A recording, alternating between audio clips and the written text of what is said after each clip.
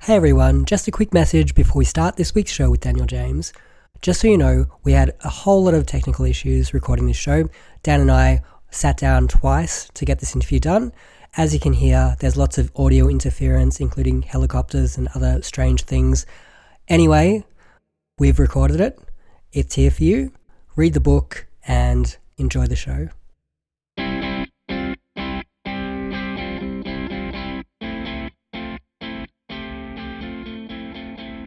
Welcome to Season 2, Episode 29 of Beyond the Zero. I'm your host Ben. Joining me today is Daniel James.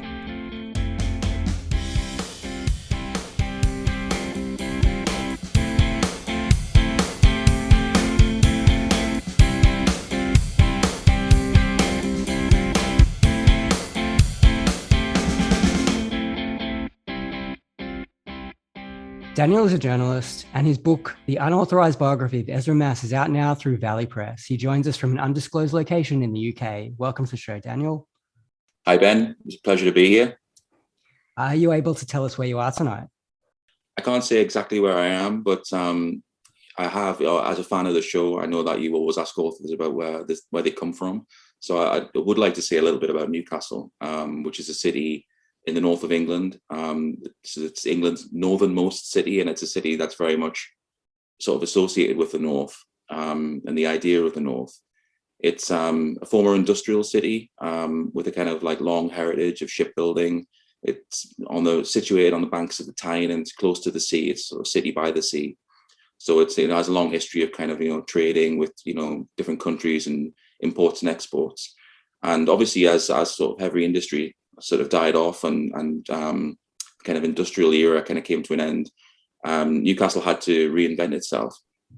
And I think one of the things that interests me about the city is it's a city of kind of reinvention. And, you can kind of see the kind of past selves and the kind of the ghosts of Newcastle's former lives kind of, under the surface as you walk around the city. And it's a small city, but with a beautiful city centre. The architecture can rival, areas of parts of London and Bath and Edinburgh. And the best area is Parkhill Granger Town, which is designed by an architect called Richard Granger. And it's one of the sort of great pleasures that I have when I sort of welcome people to Newcastle, is that they've never been here before. They're always amazed by how beautiful the city centre is. It's a bit of a sort of well-kept secret. And Newcastle sort of it's become known for its nightlife and its culture and its friendly people. And it's closer to Scotland than it is to London, and I think it shares a lot of kind of things with Scotland and with the Scottish people in terms of friendliness and an interest in arts and culture and heritage and history. So yeah, it's a really cool place, and I do travel around a lot as a journalist and work overseas, and I go over to different countries where I'm kind of researching, like I did with Ezra Mass as well, and I've been in Germany recently and in Iceland as well. So I'm not home as often as I would like, but when I do go back, it's always a pleasure. And we did a few events in Newcastle not too long ago, and it was a pleasure to be back in the city centre after a while. And so yeah, Newcastle's great. I'd highly recommend it to kind of anyone who hasn't been, and if you happen to be visiting the UK. Newcastle was where it all started, with the Unauthorised Biography of Ezra Maas as well. 10 years ago, I received a phone call late at night while I was out in the city streets. As a journalist, as an arts and culture journalist, as an investigative reporter, I often received phone calls from sources. So this wasn't unusual in itself. But the phone call that I received that night was unlike any I've had before. And it put me on the trail of Ezra Maas, who was a very famous artist who disappeared. I was hired in that moment to write his biography, and obviously this is the last 10 years of my life have now been sort of devoted to writing this book, to bringing the truth to light. And it all started there in Newcastle, and for that reason, Newcastle is kind of where the story begins in the book, and also I returned there later in the novel as well. And it was important to me to sort of to almost feature Newcastle kind of as almost as a character I thought very long and hard about how I kind of wanted the city to be represented, knowing and hoping that one day the book would be read by international readers who had no idea about Newcastle as a city. So it's not in the novel a huge amount, but it's a very important kind of location, because that's where the phone call that sort of set everything in motion sort of actually happened late at night. Before we get into Ezra Mass, what got you into journalism and writing? I always say that I was an accidental journalist. I'd never had any aspirations to become a journalist, and I had always wanted to be a writer, perhaps an artist or a filmmaker. That it was always going to be something creative, but writing is something that I always came back to, and I've been writing stories since I was a little boy, and sort of getting my parents to read them, and writing stories at school, and always kind of always was thrilled whenever in an English lesson they would give you that that dream assignment of just write any kind of story you want, or write a creative writing type of assignment, because it was just exactly the kind of thing that I love to do. And when I was a teenager and sort of was getting more heavily into reading sort of serious literature, I hadn't really thought too far beyond in terms of what I would do at university or anything like that. And it was really during my A-levels when I had a particularly sort of influential teacher who was her first teaching job, and she was very passionate about literature and books, and she could see that I also had that sort of passion, and that I was kind of an aspiring writer already at that age, at sort of 17. So she would give me sort of her old university books and things that were sort of off the curriculum. So while the class was studying Dubliners by James Joyce, she gave me Ulysses, and it was that kind of being noticed in that way, and somebody sort of taking an interest in you and helping you develop your taste in literature was a kind of a big moment, really. And I think because of her, I realized that English was what I wanted to go on to do at university, and then that was a sort of phase where I really immersed myself in literature, and sometimes different kinds of literature that I wouldn't normally have read. And I think that's one of the useful things about literature degrees generally, is they do take you out of your comfort zone, because there's so much material that you need to read, and through that process, I was more and more certain that becoming a novelist, becoming an author is something that I want to do. And I have friends now still who have known me from those days, and they'll be the first to tell you that I was telling everybody who would listen as an undergraduate that I was going to be an author, and that was it was very much I've always had sort of tunnel vision about that that ambition. And then when university ended and I sort of graduated, and I went on to do master's degrees and things, it obviously, the realities of living and needing to get a day job and things like that became sort of apparent. And although I'd never really considered it, and it wasn't my ambition, I'd been doing sort of freelance journalism towards the end of my degree, really, without knowing it, sort of doing book reviews and film reviews. And I was kind of invited onto a traineeship program, and sort of was successful, and then offered a full-time role as a reporter, trainee reporter, and then went on to become a senior reporter.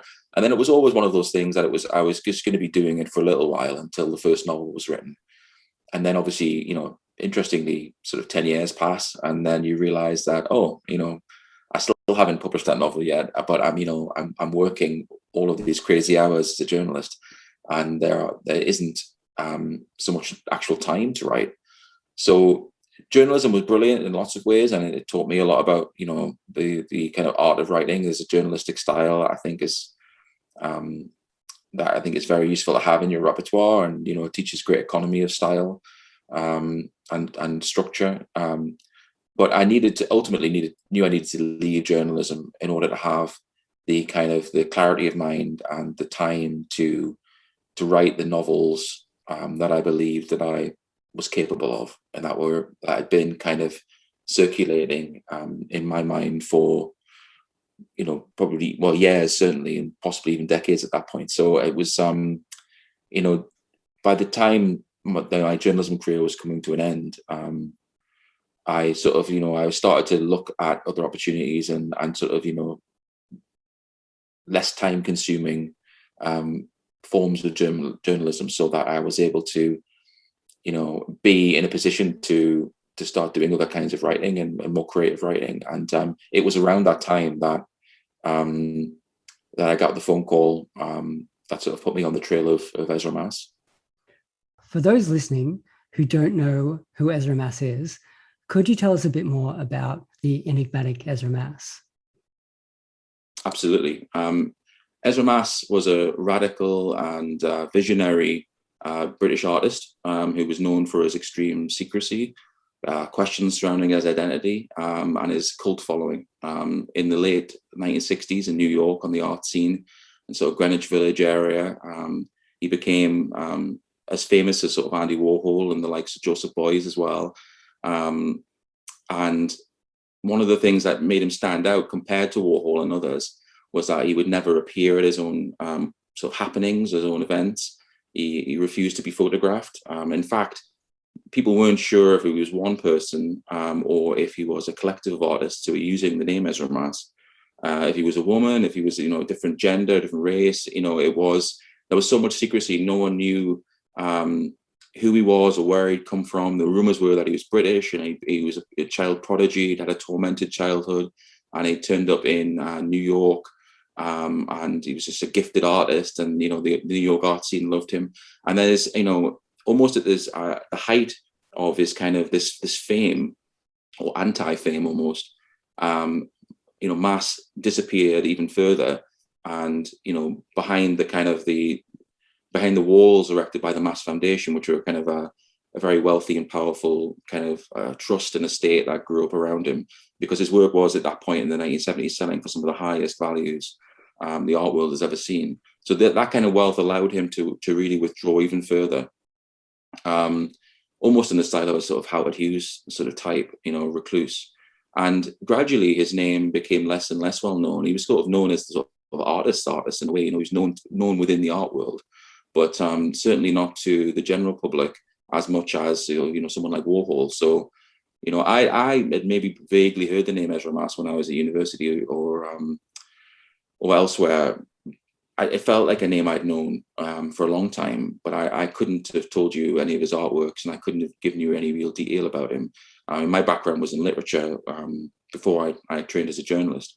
So it was, I was immediately intrigued. And then the more I began to investigate, the more I realized that with all of these sort of contradictory stories, circulating about, not just about his identity, but about his background, about his reasons for withdrawing from kind of the spotlight, for the reasons, was it to do with, making sure that art spoke for itself? Was he really, this cult following, was he really some sort of cult leader? There was so much contradictory information, so many counter narratives, but I realized quite quickly that it was becoming more about bigger philosophical questions in the sense that, the limits of knowledge, questions of being and knowing, the existence of any kind of truth, or being able to determine what is true.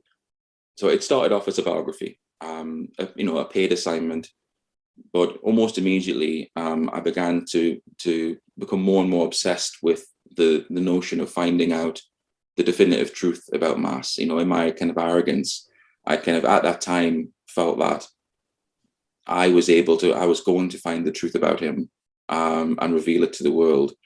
And I researched, how biographers went about their work, and in terms of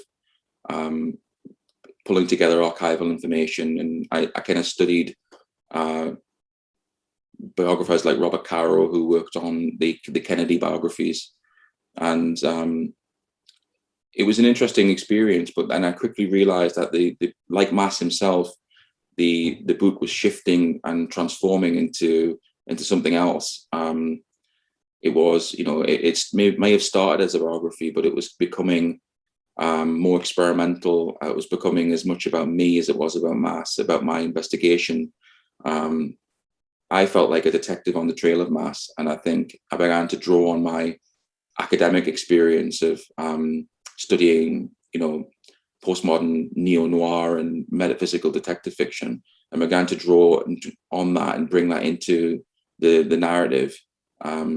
Narratives that were, quickly multiplying. I realized that, the present day narrative of my investigation was now running in parallel to the narrative about Mass's life from 1950 onwards, and how that intersected with so many other, famous characters from history, like Bob Dylan and Andy Warhol and David Bowie, and all of this, the figures from the New York art world of the 60s and 70s and 80s, who are more fascinating characters in themselves. So, the narrative was multiplying far beyond the limits of a biography. And I realized in many ways that the book had become about the limits of knowledge, and about, questions of being and knowing, about trying to answer a question that was potentially impossible to answer, and the kind of the madness that spins out of that, how you begin to unravel when you realize that, is there a truth that you can actually find ultimately? Will you be kind of lost in the labyrinth forever? Not just about Mass, but about yourself, about the world. It's dangerous. These are dangerous questions that I was kind of engaging with, and there were times where I, and that's reflected in the book, where I really did feel like I was kind of not only losing my way, but losing my mind. And I wanted to the reader to feel that. I wanted them to also feel part of the investigation, and to feel just as much of a kind of reader detective as I felt, as I was, reading the newspaper clippings and the letters from the 1950s and transcripts, and trying to decide, out of all of this contradictory information and all of these different stories, what was true and what wasn't. And ultimately, I've decided to sort of present many of these conflicting kind of counter narratives side by side, so that the reader can immerse themselves in the information and engage in the story, and I suppose feel the same paranoia that I felt as I was kind of descending down the rabbit hole in search of Mass. So, that in a nutshell is kind of, is the book. But I always admire, artists like David Lynch, who refuse to kind of explain or expand on their creative works, and instead, insist that the film, or in my case, the book, is the explanation itself. And I do believe very much that after you've finished writing, and the book is published in particular, it belongs to readers. And I feel that, books exist in the mind of readers, and they often exist in multiple states. And like my book in particular, I talked about how it changed and shifted, and it evolved into different things, and combines many different sort of genres. But I think books do that generally in the minds of readers, and the way readers engage with them and their perspectives. So I think, it's not for me to say what the book is, and I wouldn't want to. I think, in many ways, it's all of the things that I love brought together in one book. And now it belongs to readers, and it's for readers to decide: is it a biography? Is it a novel? Is it metaphysical detective fiction? Is it an encyclopedic narrative? Is it maximalist fiction? Is it experimental? Is it not? There's so many different labels and categories it could fit into potentially, but it ultimately isn't for me to say. It belongs to readers now, and that, I think, is something that is very exciting.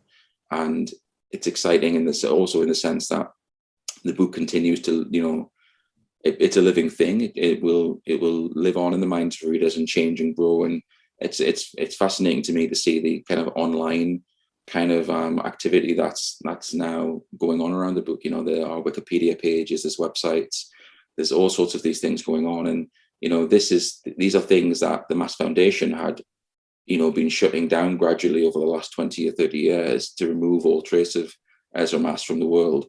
And I think it's great that readers are now reconstituting this and sort of bringing it back, and making sure that people do know who Mass is, and that the truth continues to be known. So it's the kind of living, the book is one part of it. It's kind of a very important part of it, but the the narrative extends beyond the printed pages. I always believed that, and it out into the world, both online and offline. So it's exciting. It'll probably never, I it's been 10 years of my life, and to a certain extent, this new special edition there's a sense of closure for me, but Ezra Mass will probably never be finished with me, in one way or another. And, I have to come to terms with that, for better or worse. But it's an exciting thing now that that it doesn't just belong to me; it belongs to everyone else as well. And so I'm excited to see what happens next. One of the things in this book that we are uncertain about is whether Mass is alive or dead, and whether he may or may not actually exist. But one of the entities in this book that does definitely exist is the Mass Foundation. And I think they really desire to have this book buried. Do you want to tell us a bit more about them?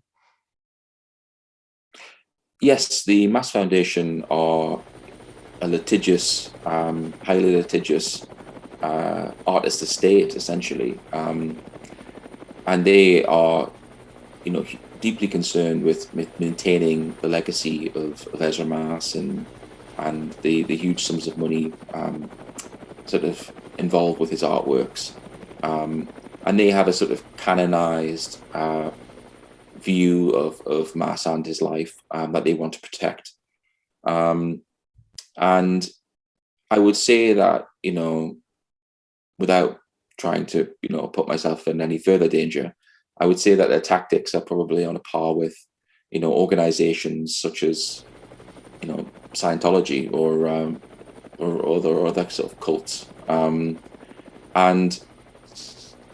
they are powerful, and they have a worldwide reach, and it's they have done they've gone to great lengths to prevent this book from being published. I mean, it's been 10 years in the making, not just because it's taken 10 years to write, or 10 years to kind of to put together, but also because of the sort of legal battles that have gone on behind the scenes, and the kind of the danger that I've been in terms of being a sort of figure that they want to silence. So yeah, they are sometimes can be quite kind of mischievous and playful in their sort of public kind of communications. They're on social media, but some of the threats that I've had aren't very playful, and I still think they will try to have the new edition removed, and seized or blocked in some way. So I would encourage people to, if they have the means to sort of get your hands on one as soon as you can, really. So I just don't know how long it'll be in circulation. Previous editions and previous versions have sort of been removed, been kind of removed from the shelves and things like that. I've had events where books that were meant to be there for like a large event have been kind of like intercepted en route and haven't arrived, and it's been really difficult to say the least. But at the same time, it would, without an adversary and without a sort of antagonist, where would the fun be? And I think they've been a great sparring partner as well to have out there. As much as some of the threats aren't exactly very fun, but yeah, I mean, it's one of those things as a journalist. You've got to you kind of put your neck on the line with certain stories, and I knew from the very beginning that this was going to be a sort of dangerous investigation and a dangerous book to publish. And one of the reasons why it was offered to me was because I was seen as being, I suppose, crazy enough to do it. And I guess I was, and I had this, when I started writing the book, I sort of I had this insane vision of this experimental, innovative biography that would kind of break all the rules and mesh together different genres and tell Mass's story in a completely unique way because he was a completely unique artist. And 10 years later, I've done that. I think I feel like the new edition does Mass justice, and it's exactly the vision that I had in my head 10 years ago, and it's taken a long time to get to the stage. And obviously the book was sort of published as a traditional novel originally, but this version with the sort of previously unreleased material that we weren't able to use because of the Mass Foundation's interference, now restored, over 60 pages of visuals, artworks, newspaper clippings, photographs, letters from handwritten letters, hand-drawn maps, bloodstained documents, transcripts from the 1950s from psychiatric units, emails. It's really, there are very few books out there like it, really, and it's exactly what I had in my mind. So it's when I sort of first, after I received the call, I was walking around the city in Newcastle. It was late at night, and the way that I wanted to tell the story and the way that I wanted to go about assembling the book as a sort of assemblage of these different techniques and mediums and genres, that was there fully formed from that first night. The idea just sort of hit me like lightning, and it was an incredible experience. And I think writing the sort of first draft on trains and coffee shops and in cafes in Paris and galleries in Germany, and typing up notes on a plane over to Los Angeles, it was a once in a lifetime kind of experience, really, writing in that manner, kind of living it, writing it at the same time, and kind of being a writer detective. It was incredible, and it was sort of like I had never written that quickly before. Since I had a 65,000 word draft within 2 months. It was just kind of otherworldly, really. Kind of like I felt like I was sort of possessed. It was sort of as if the book was already written, and already existed, and was sort of being transmitted to me. It was. I all I could do was write. Late at night, early in the morning, scraps of paper, notebooks, backs of napkins. Just I couldn't write fast enough to get the ideas down. It was incredible. The production design of this book, as I said earlier, is unbelievable. So I want to mention your publisher, Valley Press, because they have done such a fantastic job putting this book out there and making it look the way it looks. Because I know with my copy, I've had it in my hands pretty much constantly since I've got it, because I can't put it down. So how has your process been working with them?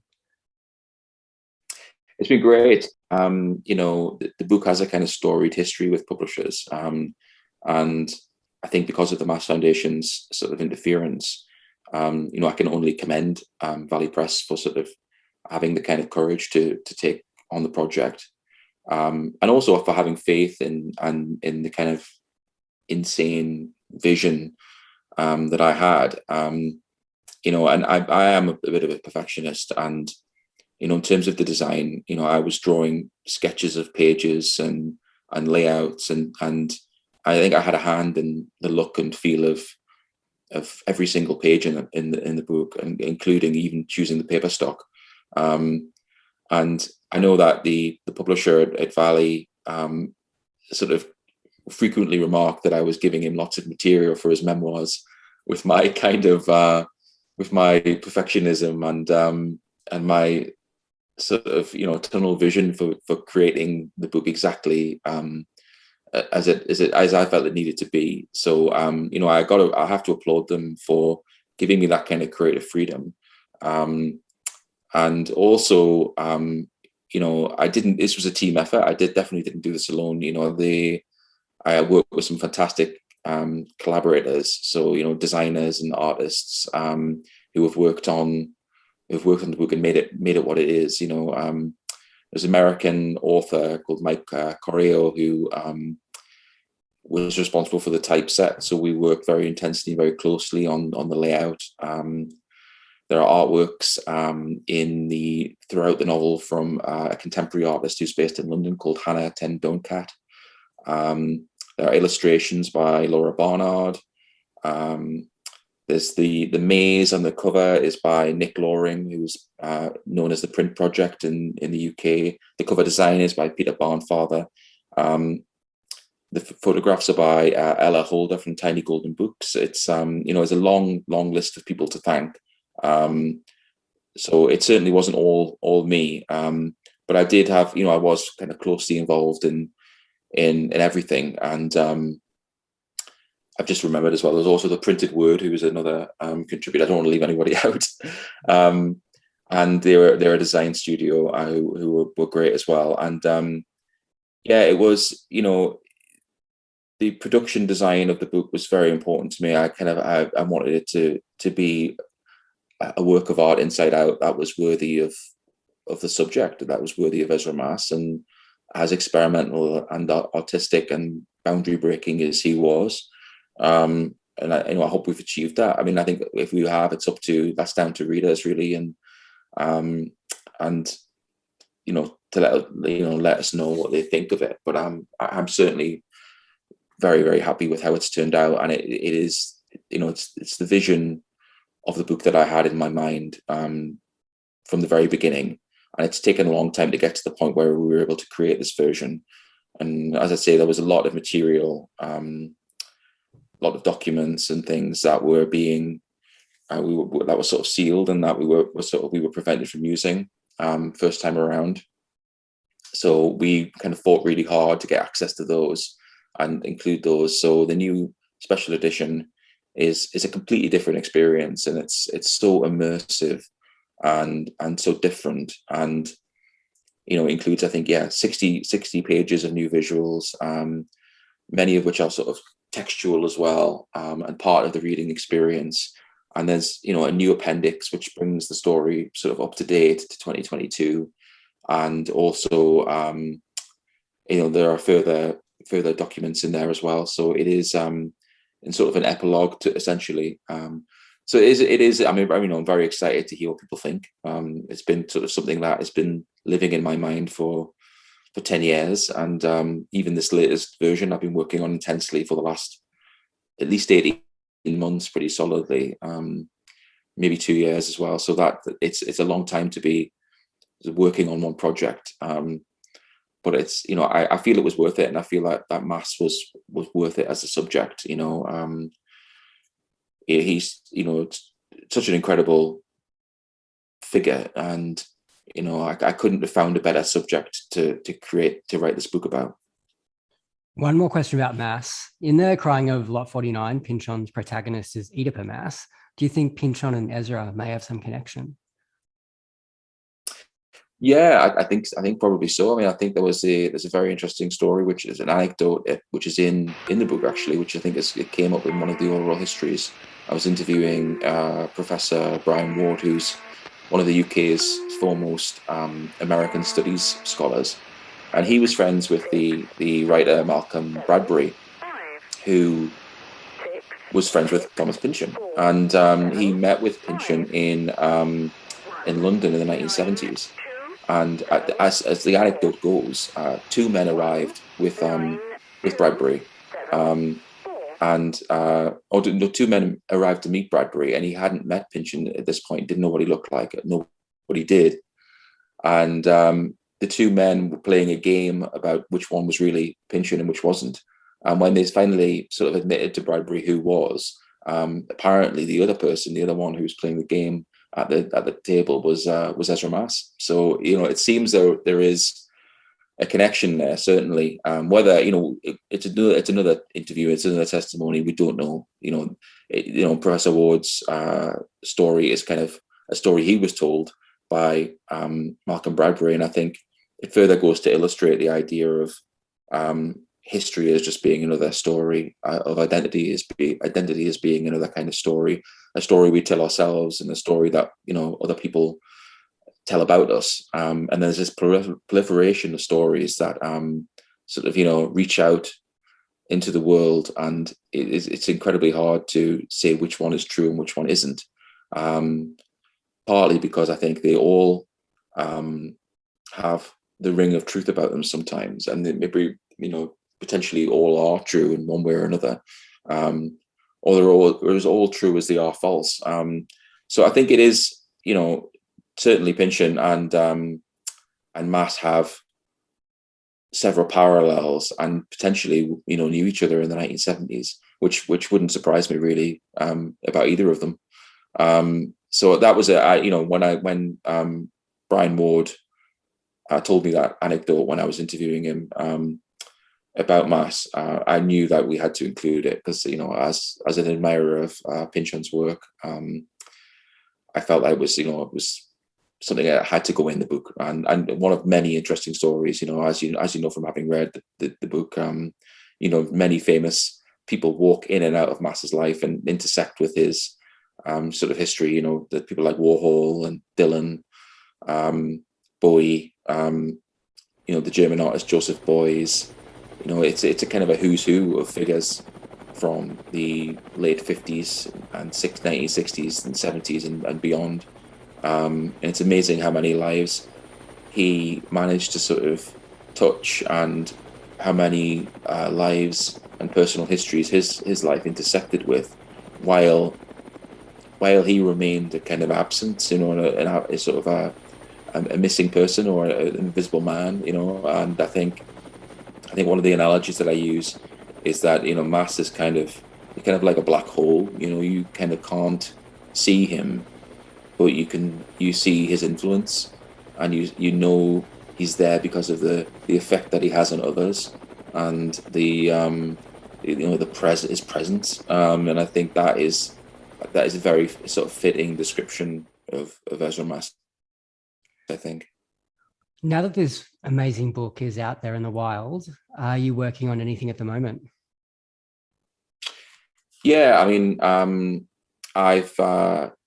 began another novel a while ago that I kind of put aside to kind of finish the special edition.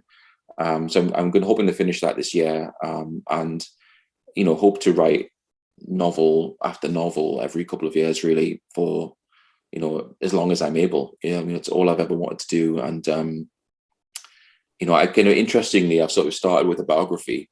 Given that I've had this dream of being a novelist, but I've approached it as a novel, and I've kind of taken the real events of Mass's life and my real life investigation into his disappearance, and I've kind of crafted them into a book that occupies a space between genres and between forms, part biography, part detective story, and part many other things.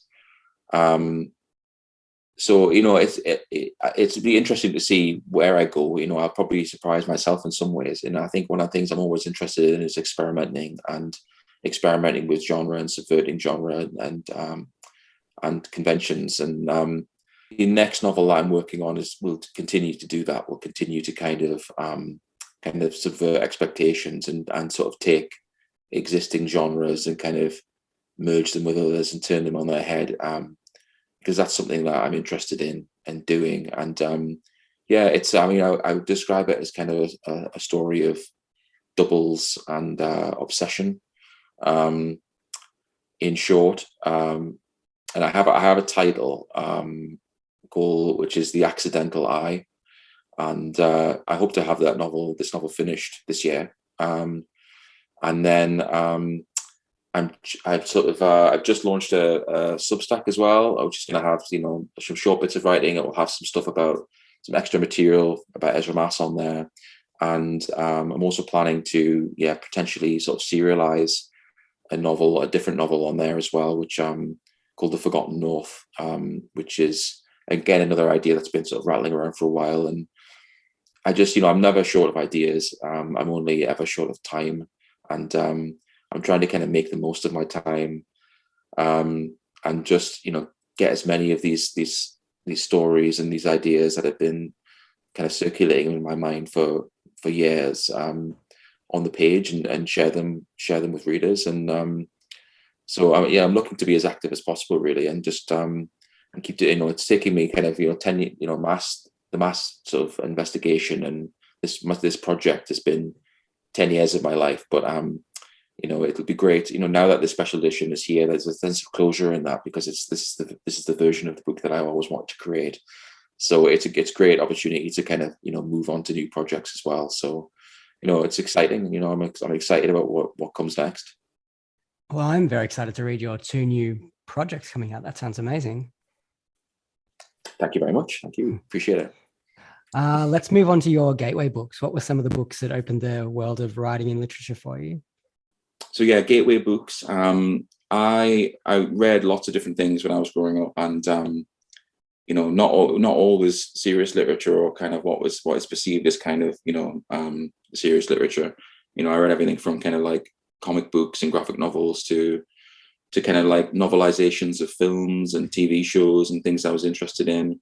And I think something that I always say to people is that I think reading is just really important, and that it almost doesn't matter, within reason, it almost doesn't matter what you're reading from a young age, as long as you are reading, because it's a gateway to so many things. And one of the, I remember reading these fighting fantasy series novels, which I don't know if we had in Australia.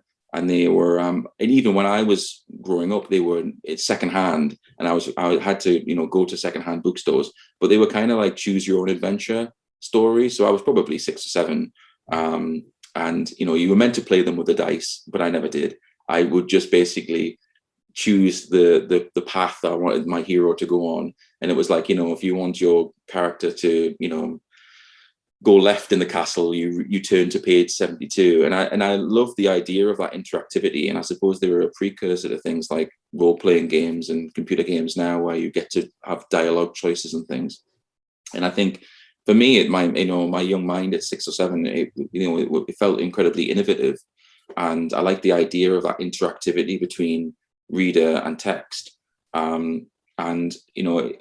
I used to try and find these books at secondhand stores, and I've still got quite a few of them dotted around. And it's nice because they've kind of got a bit of a cult following in the UK and elsewhere. And they're enjoyable reads. And I haven't gone back to them for a long time, but I certainly remember when I was about 6 or 7 of every time we visited a secondhand bookstore, I was looking to find these on the shelves.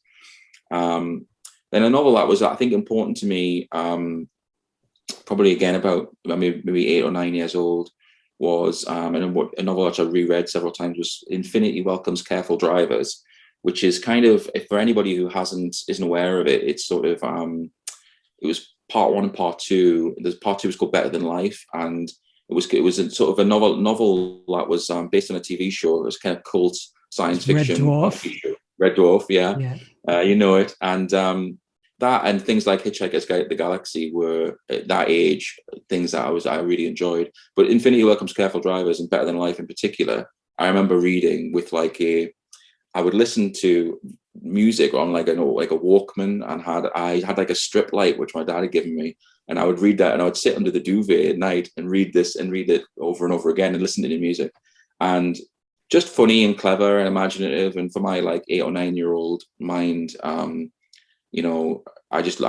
thoroughly enjoyed it. And there are books that I would happily recommend to kind of, if you're into similar age groups now, growing up, and to adults. They are really, excellent reads. And I rate those 2 books as highly as Hitchhiker's Guide in many ways. And I think even though that's probably for literary buffs, Hitchhiker's Guide is probably rated higher, but I think I will always have a soft spot for Red Dwarf, the early stuff anyway. And I think there's a great little bit in Better Than Life, which I always thought was incredibly clever, when they're basically in this simulation. This is years before The Matrix, but they're in this kind of simulated reality, which is essentially a computer game. And one of the main characters, his simulation is Bedford Falls, which is from It's a Wonderful Life. So, and he has this perfect sort of American family and white, and sort of everything's exactly as he wants it to be. And on some level, subconscious level, he knows it's an illusion, and he knows he's dying in the real world. And he says that, tomorrow he's going to leave tomorrow we'll leave. We can't do it today because it's Christmas Eve. So he doesn't want to let even though they're, it's part of a game, he doesn't want to like disappoint his children. So he makes his promise that, the next day he'll leave the game. But obviously the great conceit is that in the game in Bedford Falls, it's always Christmas Eve. So it just, he's trapped within this kind of never-ending day. And it was just a lovely little touch, I thought. And I like the idea of how it draws on, film and popular culture as well. So, for the references. And then a couple more, which are obviously of a different type of literature. But this is a strange one because it's not the kind of thing I would normally read. But I read Wuthering Heights by Emily Bronte as part of, I think it was either my A levels or undergraduate degree, and was just kind of wowed by how dark and kind of strange it is. I think it's one of those novels that they're so famous. You have preconceptions of what they're going to be like. And of course, I love the Kate Bush song. I mean, who doesn't love a bit of Kate Bush? But I think I certainly had expectations of it being probably a lot more like a Pride and Prejudice kind of novel. And of course it isn't. It's actually really, it's pretty hardcore, really, for what it is. And I think I was really taken aback by it. And I mean, it's certainly, again, it's probably not necessarily my kind of literature, but I think I remember reading it and being wowed by it and sort of noting it as a lesson to myself that, about reading things that you don't anticipate to be for you or don't necessarily think you're going to enjoy. And I do less of that now as I get older because the time is so short in terms of what you read. And, you've really got to there's so many books out there you want to read. You've got to really prioritize. And it's hard to read new things and really take a risk. But certainly at 17 or 18, I was reading things that I was recommended, that I was studying as a student of literature. And, there was a few novels like that. And Dracula was similar, whereas I'm not sure I would have necessarily picked it up and read it if I wasn't reading it for a course. And I did. And it was, it was a really good surprise. And another one that fits into those categories is the work of Virginia Woolf, and books like Orlando. Orlando is a kind of gateway book, but it's also one that's quite significant for Ezra Maas as well in terms of that, of taking the concept of biography and experimenting with it. And of course, Virginia Woolf was kind of a very innovative and experimental writer in the modernist era as well. So that was another important one at the time. And then one last one, which links in a kind of roundabout way to my recent trip to Iceland, which I was going to mention as well. And that's the His Dark Materials books by Philip Pullman. Again, I probably would never have read one of the books in a million years. And it would happen to be on the first book from the series, Northern Lights, happened to be on a contemporary British writing module at my undergraduate degree. And I read Northern Lights, and the blurb on the back of the book nearly put me off from the beginning. And I remember just reading about this thing about Roger and Lyra, thinking, this is just, this is not the kind of book. I was reading other things at the time, like, Beckett's trilogy and I think Lanark I was reading at the similar time, by Alistair Gray. And, Northern Lights couldn't have been more different. But at the same time, I read it and absolutely loved it. And that the first book in particular, because it's sort of set a lot in the North, and the North is a very important sort of theme in the book in terms of heading north and on a sense of sort of danger and adventure. And I've always had a fascination with snow and snowy climates. And they are hugely imaginative, very clever, brilliantly written. Pullman is a master storyteller. And I've read a few of his other books as well. And he's just, he's a very, very good writer.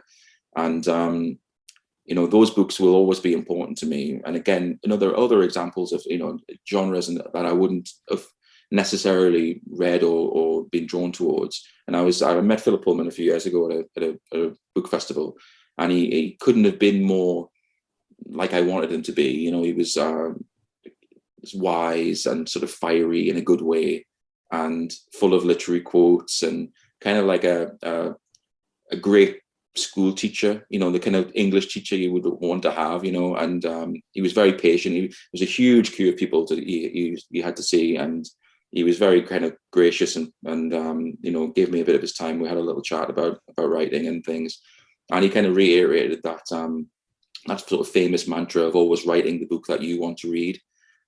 which is something that I've always it's kind of been at the core of what I do, really. And I think, it was nice to hear that from someone else as well, and to know that I was kind of on the right track, because that's kind of always always the way I've operated as a writer. Focus on what you love, and then, if you create something you love, then even if it doesn't get published, nobody else reads it, you'll be happy with what you've created. And, and if it does get published and it turns out that, the other people on your wavelength out there, then even better. And that is a special feeling when that happens. So yeah, I mean, and that, with my recent trip to Iceland was kind of, almost I ended up being sort of, I was invited to verify some art that, was being attributed to Ezra Mass at Reykjavik's main gallery. And it turned out that was a little bit of subterfuge, and that, I'd been kind of lured there under, mysterious purposes. But I ended up basically being able to sort of disappear off into the country and see Iceland, which is a place that's always been on my list of places to see. And I'd highly recommend it. If anybody gets the opportunity to go, Reykjavik is a very unique city, and the rest of Iceland itself is it's pure wilderness, and it's beautiful. And what I loved about it is the sense of that feeling of being almost as far north as you can go. It felt like I was at the end of the world, but in the best possible way.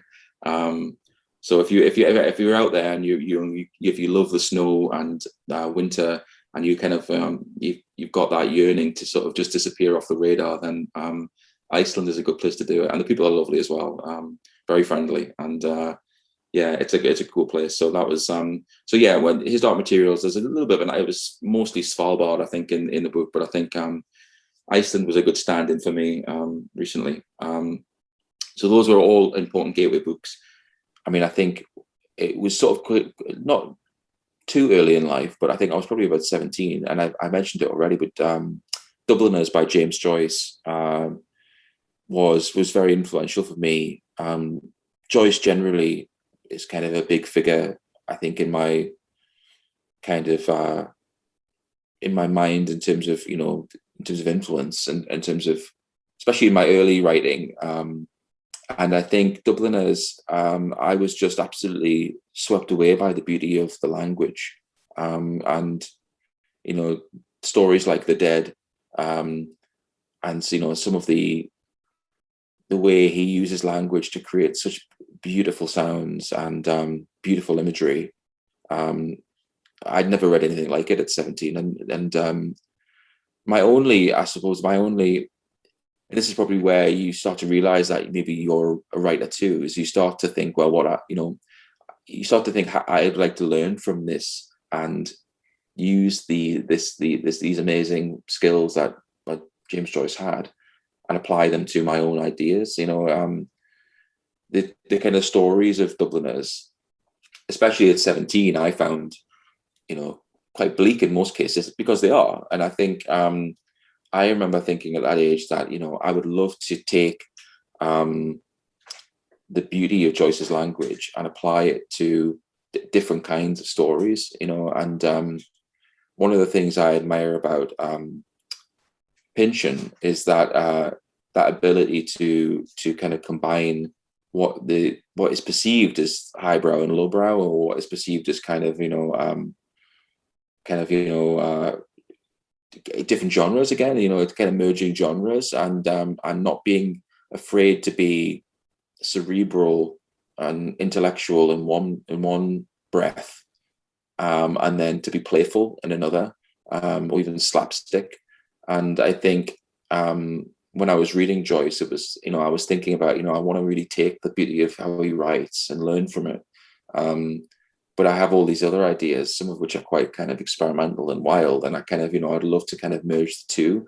And I also believe that, I also want my work to be accessible as well. And, I know that I think sometimes there's that balance between creating something that's challenging and stimulating and intellectual, but also that's also accessible and entertains. And I think it can be a very hard balance to strike. And I think it's the two are that you don't have to do both. But I think Joyce, I think his work, certainly, and Dubliners at that age 17, I just, I read those stories, The Dead in particular, I think, in terms of the beauty of the language, and just thought I need to learn.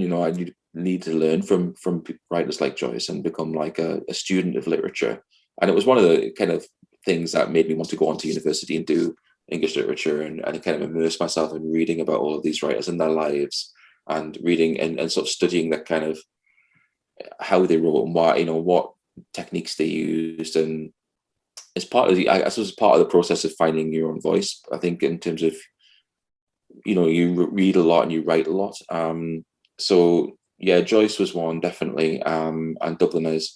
And then I think, and it's an interesting one as well, it's probably Dracula by Bram Stoker was another gateway book. And I think that is because I was quite interested in the way, and Frankenstein does it as well, actually, but and many other books, obviously, but the idea of using newspaper extracts and letters. When I first read Dracula, I remember being surprised that was how the story was told.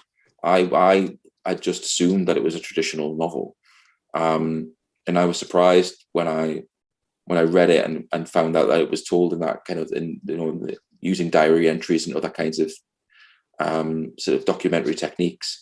And I thought that was really interesting. And I think obviously it'd been done prior to that, and it's been done since, but it's not so much about who does it first, or even who does it best, but just about where you encounter these things for the first time and the imprint they leave on you.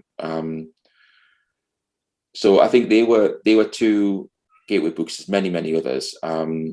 This is another one I could mention, and this is probably going to be one of the top 10 as well. So I'll kind of cover it briefly here, and then we'll go into it as well later. Is Samuel Beckett's trilogy of novels, Molloy, Malone Dies, and The Unnamable. And the trilogy was given to me by a former lecturer, and it was just, they are challenging works, that's for sure, and not necessarily playful or fun or entertaining, but they are incredible. And I think some of the ideas that Beckett was grappling with and exploring in those novels are so vast and so complex and so interesting that they have kind of probably informed my writing for the last 20 years, really, since that very big trilogy was sort of passed to me. A kind of doorstop of a trilogy was sort of passed to me by my supervisor, I think, on my undergraduate degree, who thought I would be interested, and I was, and that it stayed with me for a long time. So I think it was a gateway into many different things, and it's been such a big influence, both in terms of the style and in terms of the language, but particularly the ideas that underpin those novels. Molloy, interestingly, is probably a very early example of a kind of metaphysical detective story, one in which the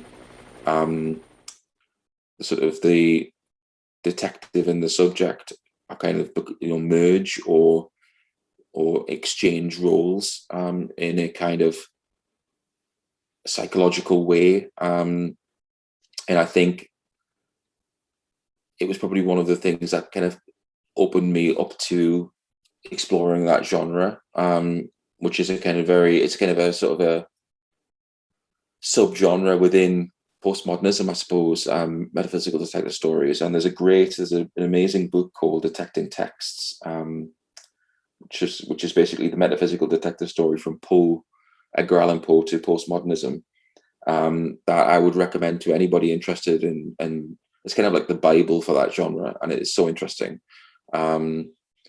And it informed, again, I discovered that, I used to spend a lot of time at the university library and just picking random books off the shelves and maxing out my library card and how many books I could take out.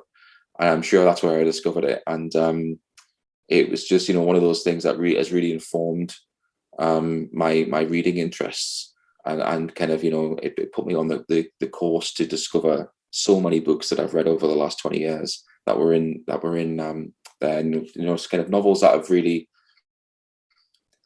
helped inform the Unauthorised biography of Ezra Maas as well, like things like The Erasers by Alain Robbe-Grillet, 53 Days by Perec, Pinchon, obviously, but I was already on to Pinchon at that point, and Paul Auster, many others as well. So that as a non-fiction title, obviously detecting text, but I would be remiss if not I didn't mention it as a big influence as well. So those are a few gateways for me. One of the things I find most interesting about metaphysical detective genre is its intertextuality. They are books that are very much invested in their own nature as books and in their relationship to other texts. And it's like this incredible sort of rhizome of sort of interconnected books over the course of, a couple of centuries, of all, going all the way back to Poe. You could argue that even the very earliest detective stories are metaphysical in nature, and it provides a very interesting structure for any kind of novel, I find. I don't have a huge interest in traditional crime fiction or detective or sort of detective style novels with sort of a kind of a like a base around sort of police procedurals and things like that. I know that they're kind of hugely popular, but my interest is more in mystery as a state of being, and kind of the idea of insoluble mysteries, and the idea of the questions that, like, what, if anything, can we know with any certainty? What, if anything, is real? And how, in those stories, that rather than solving a crime, the detective comes face to face with kind of questions of being and knowing that often drive them to kind of a form of madness, and I think I've always found that genre fascinating, and it's one that was very, it made a lot of sense to absorb that into what I was doing with Ezra Maas as well. So yeah, it is a fascinating genre. Let's move on to the books you're currently reading, or you're looking forward to, or you've recently enjoyed. Sort of most recent book that I read was Montano's Malady by Enrique Vila-Matas, and that was my first of his novels. And then prior to that, I think probably the last novel I read before that was Case Study by Graeme Macrae Burnet. And that is, I don't know if your listeners are familiar with his previous novel, which was nominated for the Booker Prize. That was his Bloody Project. Case Study has some similarities with his Bloody Project, and uses sort of employs documentary techniques. It's the story of a famous psychiatrist from the UK called Collins Braithwaite, who became famous in the 1960s and quite notorious, and a sort of flamboyant character, charismatic and sort of dangerous. And Case Study is it's both Graeme's biography of the psychiatrist, but it also features pages and long sections from notebooks that he was sent the author was sent by a former patient of Braithwaite's, who was attending Braithwaite's sessions under an assumed identity in order to find out what had really happened to her sister, who committed suicide. And she suspected that Collins Braithwaite had sort of almost talked her sister into it, or had or the sessions had pushed her sister to suicide. So it is it's a really interesting novel, and it sounds very, very dark and very serious, and it is, but it's also very funny, and it brings the sort of swinging 60s of London to life very vividly, and Braithwaite is a kind of he's a character you love to hate, and is very arrogant, and he has some cracking one-liners. And it's a very intriguingly constructed book, and sort of deceptive, and it's kind of not what it seems in lots of different ways. And there's lots of little, it plays with the concept of unreliable narrators very cleverly, and similarly in the way that his Bloody Project did, in terms of presenting you with material that you become so immersed in that you're convinced that this is what's happening, and then you receive more material, and then your sense of what is the truth becomes uncertain, and that uncertainty creates a sort of atmosphere that's quite unsettling, and you're left with this ambiguity and this uncertainty, and this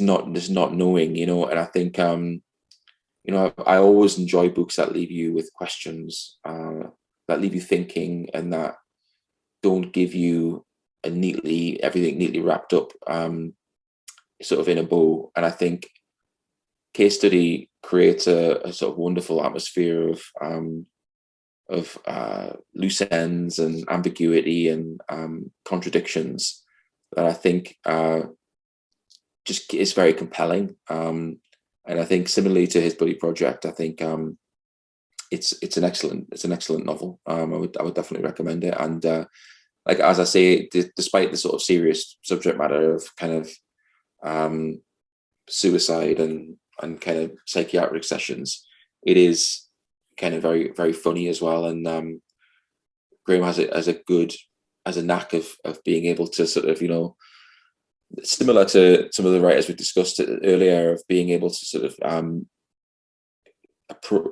explore complex, intellectually complex ideas in an accessible way, and to be playful with it as well. So I think I would absolutely recommend that novel, and that's quite recent. That was, I think, just published last year.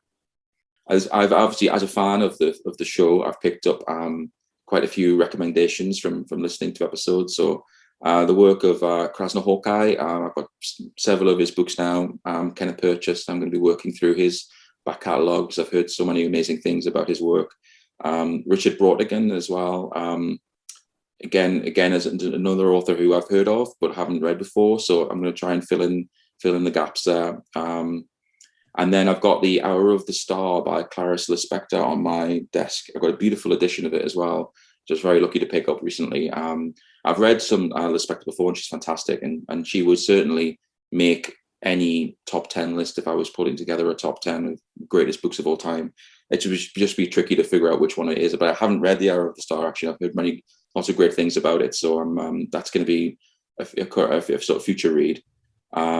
And then a book I read last year, and I know the author as well, Matt Cook, and his novel Life on Other Planets, which is his debut, is excellent. And it's one of those novels which you sort of, maybe from the description, you think it's going to be one thing, and it's a lot darker and a lot stranger than you anticipate. And it's essentially about a house clearance, and again, a sort of elderly, eccentric relative dies, and two disparate halves of a family move in to this house to argue over the contents of the house and who gets what. Both too stubborn and untrusting of each other to sort of give each other the space to do it properly. So they all end up cramming into this dilapidated house, and it's seen through the perspective of a kind of teenage boy who's kind of going through his own kind of inner sort of turmoil. And I know it's described as a kind of anti-coming of age novel, and I think it definitely works on that level, but it's a lot funnier and darker and stranger than it seems on the surface, and I think Matt is one to watch. He's an excellent writer, and I think I thoroughly enjoyed that. I remember reading it on a train and just knowing instantly that was going to kind of be not only a published novel, but it was going to do very well. And it's been nice to see it get a bit of momentum. It got reviewed by The Spectator last year, and when it came out, and I see, every now and then see people talking about it, and I think it's one of those under the radar books, but I would highly recommend it. And then another one generally, just as an author to recommend, is he's quite he wouldn't like the term experimental because he's very against labels, but there's a London-based author called Mark Nash, whose kind of work is very, very innovative and I think very different. And I think I would recommend your listeners to check out. And then my current read, the book I'm halfway through at the moment, is Libra by Don DeLillo. And I think it's one of those ones I was reading it and I was like, why have I not read this before? It's so good. And DeLillo's prose style is brilliant. It's got this kind of staccato rhythm to it. But then it also, every now and then, there's these moments of real beauty, poetic, beautiful prose, these little repetitions in terms of imagery. And it's beautifully, very, very cleverly constructed in the way it sort of dances between different perspectives and different characters, and obviously intersects with kind of, real life and real events. It's described on the cover as, fiction which trespasses on reality, which couldn't be more up my street. And, DeLillo is an author whose work I've actually been very, fortunate to have people say that my work reminds me of DeLillo. And I haven't actually read a great deal of DeLillo, actually. And I think he's an author who I'm looking forward to reading more of. And I'm glad that I've started with Libra as well. I've always had a bit of an interest. I think many of us have in, the Kennedy assassination, which I think is kind of, almost like the mother of all conspiracies, even though it was far from the first. It's a fascinating, that whole period of history is fascinating. And I think to write a novel which intersects with that is it's just, it's a great idea, and I'm looking forward to finishing it. And but it's been great so far. And then I've just purchased Aftermath by Preti Tanaja, who is a British novelist, and that's a non-fiction book, which is a very important work of non-fiction, which I'm looking forward to reading. And then last year, just one more to add, the Third Hotel by Laura Vandenberg, who is an American author. That might have been even a couple of years ago now, but I kind of wanted to mention it was very good. And again, it was one of those ones where I've had this experience a few times with sort of novels that are kind of on my wavelength, but it's like, you read it and you think it's something I would probably write. Actually, it's not a million miles away from something that I would do. And I mean that as a compliment. And I'll be definitely interested in reading more of Laura Vandenberg's work. Okay, amazing. Are there a few authors who have carte blanche with you that you do go out and buy their book whenever it came out? I was thinking about this, and it's tricky. I think there will be, and I'm trying to think if there's some. There are certainly some, but I think most of my favorite authors are dead. So the chances of them publishing a new book are slim. But certainly of the living, Pinchon, if he is to publish another novel in his lifetime, I will certainly go out and get it. And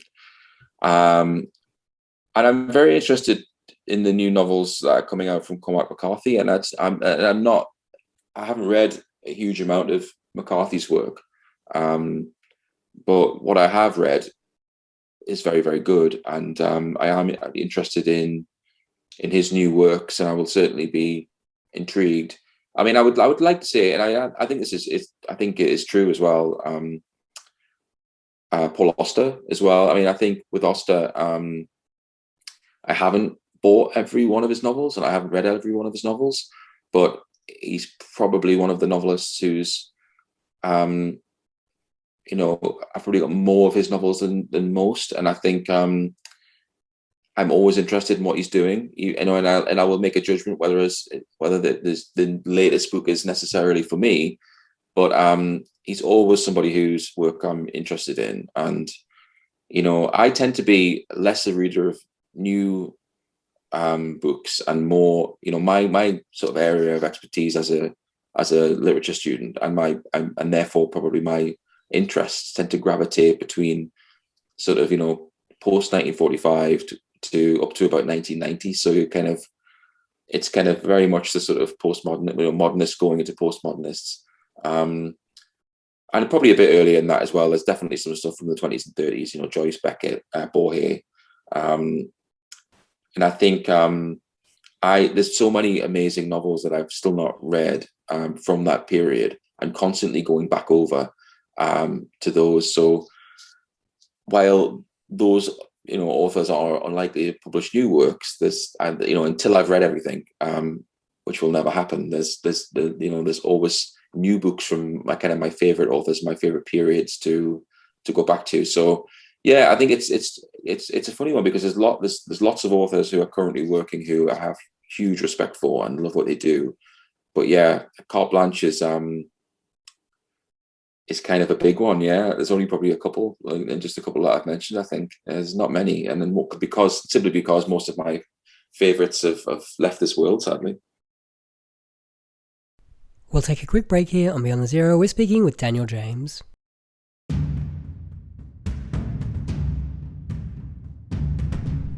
This episode is brought to you by the reanimated corpse of Vladimir Lenin and the United Soviet Republic. Coming soon. Do svidaniya!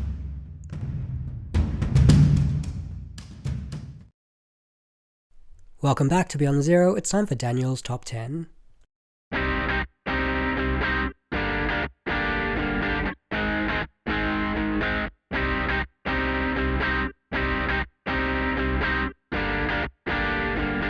Now, I'm going to caveat this top 10 very, very heavily because I found that the process of choosing a top 10 very difficult. So I'm going to basically say from the outset that this is not the top 10. This is not my top 10 greatest books of all time. This is not the books that I think are the best 10 books ever, in my opinion. I've picked out a couple of left field choices because I thought that it would be interesting to share with your listeners, and because some of the books that I do think are the 10 best books of all time have come up on your lists before from other authors, and I think that it'd be interesting to give some other lesser known books their moment in the sun. So there are some very significant omissions, so things like, and these are books that would be on if I was being really strict and doing it in a rigid way, but things like The Recognitions by Gaddis, Ulysses by James Joyce, House of Leaves might be on there, maybe, potentially. So I'm leaving a few big ones off. And I'm a big reader of graphic novels as well. So I did want to mention things like, I did consider putting on the list things like Watchmen by Alan Moore, not necessarily because I think it's the greatest graphic novel of all time, but because of its influence. Moore himself, has written novels like Jerusalem more recently, and would probably want other things to be picked out in terms of his legacy. I know that kind of Watchmen has sort of become a bit of a millstone around his neck in many ways, but I think because of its massive influence, and it is a sort of graphic novel that I love as well. And I'd be remiss not to mention my old friend Brian Talbot, who worked with Ezra Maas in the 1980s. Brian is known as the father of the British graphic novel, and his work is incredible as well and highly recommended. So there are some big people being left off here, and I wanted to kind of flag them up as well. And then because I've stuck almost exclusively to fiction, I wanted to mention at least one non-fiction title. I've cheated because I've mentioned Detecting Text already, but in terms of other non-fiction, I really wanted to flag up the work of Mark Fisher, who was an academic from the UK and blogged under the name K-Punk for many years, and his books are phenomenal works of non-fiction that have been very influential on my writing. And if I had to pick out one in particular, I'd pick out Ghosts of My Life, which deals with the concept of kind of like lost futures and kind of hauntology, and the idea of kind of like growing up in periods of the sort of 70s and 80s when the future that we were promised seemed a much brighter and more imaginative, interesting place than the future we've received. And he looks at these he sort of engages with some really interesting philosophical questions, but always through the lens of sort of alternative popular culture, through film, through music, through literature, and his kind of cultural touchstones and the things that he chooses to explore as a way of discussing these philosophical points are always interesting, and he's just such an engaging, such a brilliant writer, and really someone who was gone too soon. And I think I would have to I would happily put his work on any list of recommendations. But okay, now after lots of caveats, let's get into the top 10. And this is in no particular order. But my first one, and this is again, it's a bit of a cheat, but you're just going to have to forgive me. I'm going with The Big Sleep by Raymond Chandler, but I'm using it as a way of signaling an interest or love of a number of different detective stories of that ilk. So things like, the Lou Archer books by Ross MacDonald as well. So Chandler and MacDonald, I think, are both great writers. Chandler came first and MacDonald slightly later, and both came after Dashiell Hammett. What I love about all of their novels is that they are, in many ways, less detective stories and more stories of atmosphere and place. They are incredible, evocative snapshots of Los Angeles and San Francisco in the 1940s and 50s. And you will learn possibly more from reading about their descriptions of the weather and the architecture and the sort of the rhythms of day-to-day life in the city than you would from a sort of non-fiction travel book about the period, and I think at the same time, there's also this, the detective structure that is so rewarding. The idea of information that's being withheld, a mystery that needs to be solved, the tangled web that needs to be sort of unpicked, and this sort of knight errant character, so who's negotiating this world and who has to kind of interpret the signs that he's presented with in order to sort of decode the mystery, and the idea that the reader becomes a kind of surrogate detective, and every character, every line of dialogue is kind of under suspicion. They're wonderful books, and I think I often read them as a kind of way, as kind of almost like a sort of antidote sometimes to more challenging texts. They put me in a certain state of mind, and I read that Samuel Beckett was a great reader of detective novels in his kind of leisure time, and so is T.S. Eliot, and I know that theorists like Frederick Jameson wrote a whole book about Chandler called the I think Detection of Totality, and goes into real in impressive detail about the kind of significance of Chandler's work. So it is, I had to sort of, I wanted to kind of, sort of reflect my love of that particular genre in that choice. And it's a choice which is, it's not, The Big Sleep, not necessarily the best of the Philip Marlowe detective stories, but it's kind of the most iconic. And I think it deserves its place. And I know I love the Ross MacDonald, Lou Archer novels as well, which are much, much lesser known. And I discovered them quite late. And Ross MacDonald is a terrific writer, and more poetic than Chandler in some ways. And I know as someone who appreciates the genre, they are the kind of books that I return to when I'm sort of, I need to, my form of sort of literary therapy in a way, when I need to put down Beckett or something that is a bit more intense. So that's the first choice on the list. Something completely different is next one, which is I would say the collected stories of Philip K. Dick, and for me, the reason he deserves a place on the list is his sheer imagination.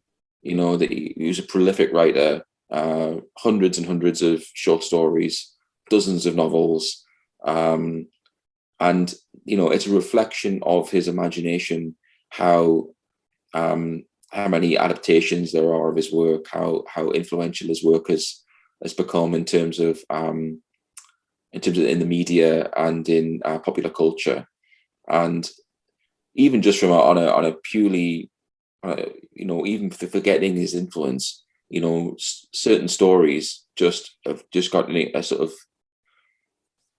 seed of genius about them, and I think things like We Can Remember It For You Wholesale is just the idea of people taking these holidays which are sort of implanted because they can't afford to go on the real trip, and then somebody's implanted memories of a holiday overlapping with their real memories, and this causing a kind of psychotic break is just such a fabulously brilliant idea, and well executed, and I think it's interesting that often some of the ideas are stronger than where he takes them. He was prolific and not everything works. And I know certainly that I've heard people criticize his actual writing. I don't know, but I think for me, I thoroughly enjoy reading his short stories, and his there are certain ones that I go back to, and these ideas I think are just phenomenal, and I think we need people like that who have these they those kind of lightning in a bottle moments, and he had a lot of them, and kind of put them out there, because I think the influence that they have on other writers and other creators is just incredible, really. I mean, Dick himself would be, he probably wouldn't believe it, I'm sure, that in the 3 decades or so, 4 decades maybe, no, even 5 since he passed away, 4 I think, the way his work has just sort of kind of gone out there across all different kinds of media, it's incredible. He was around just as Blade Runner was being made, but it's just exploded since then, and I think I find his his imagination was incredible, and I think that's why I would include him in this list.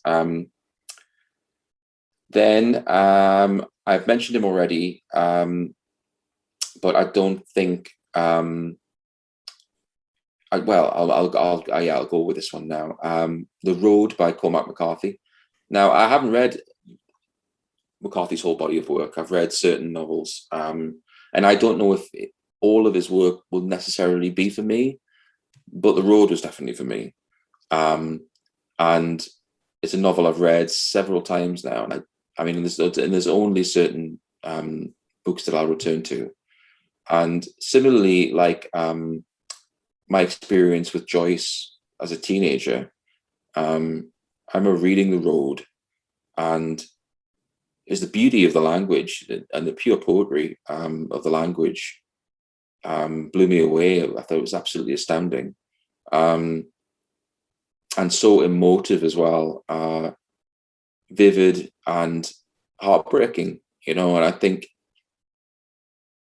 I'm almost certain that I cried reading that book, probably more than once, but at the same time didn't feel borne down or depressed by the experience.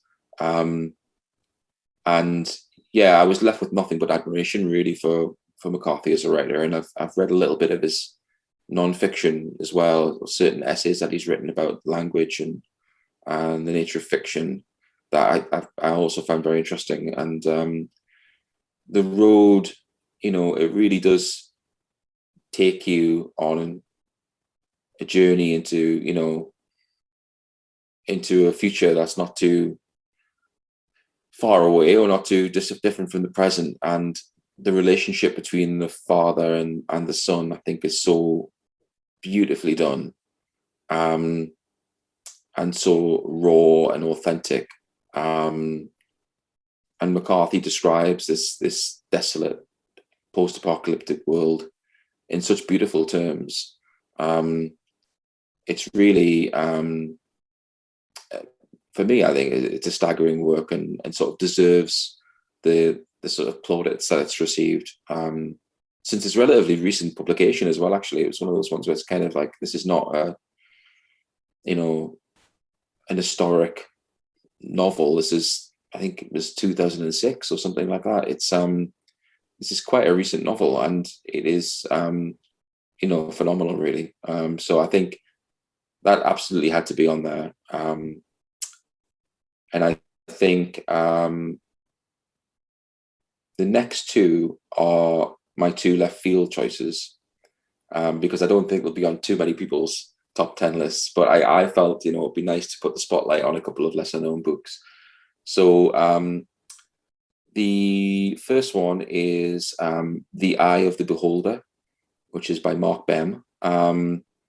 And this is, it's a kind of a private eye novel. It's just a kind of story of obsession.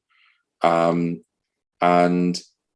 it isn't a very well-known novel. And I only came across it because of very, very bad film adaptation that I think that I kind of don't want people to watch, because I think I don't want them to put them off the book. But I think even watching this bad adaptation, I could see there was something about this story that was intriguing and compelling and interesting.